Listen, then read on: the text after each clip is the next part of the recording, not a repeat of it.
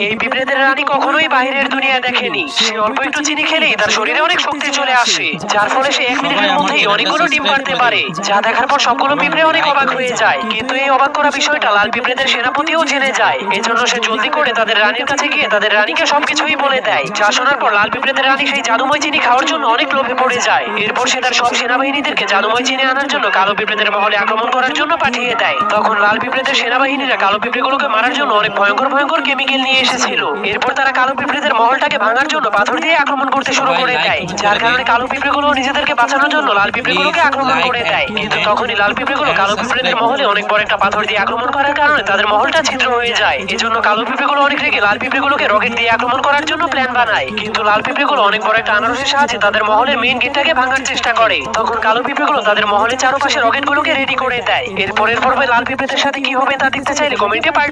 এই পিঁপড়েদের রানী কখনোই বাইরের